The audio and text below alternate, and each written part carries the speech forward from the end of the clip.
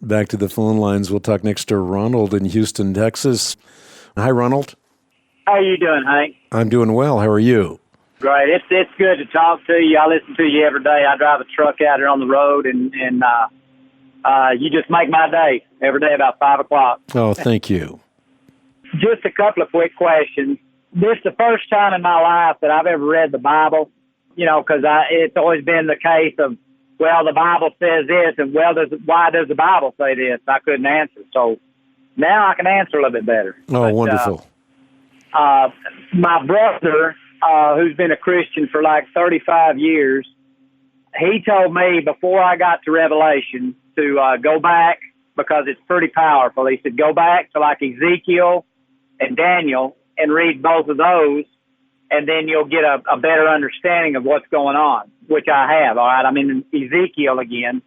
And one of the questions is the vision that Ezekiel saw at the �𝘁𝑎 River,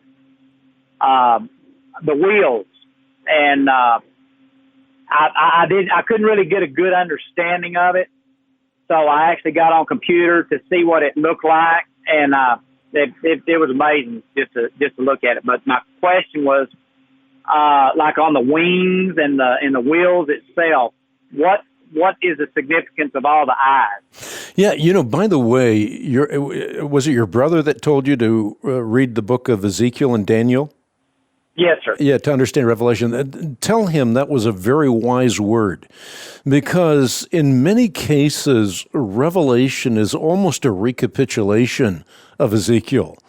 And so to understand what's going on in the book of Revelation, it's important to have a grasp of the Old Testament literature, because Revelation is 404 verses, and 278 of those verses are driven or derived, as it were, from the Old Testament. So you have no hope of understanding what is going on in the book of Revelation without having a good grasp of the Old Testament. But as far as the wheels are concerned in Ezekiel, just as the many eyes on the rims of the wheels symbolize God's omniscience, so the wheels within the wheels actually symbolize the four corners of the earth. And as such, what's in view here is God's omnipresence. But again, what's so critical is to recognize that when you get to the book of Revelation, John doesn't just take the symbols from Daniel or the symbols from Ezekiel and just recapitulate them. No, he modifies them because he has a different purpose for them.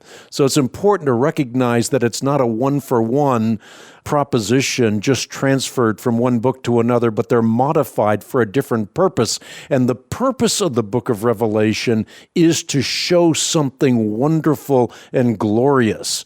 And that is that there is going to be a time in which a new Jerusalem comes down out of heaven, prepared as a bride, beautifully adorned for her husband. So we should not focus on the Jerusalem that is below, but rather, if we want to be free, we ought to focus on the Jerusalem who is above, who is our mother.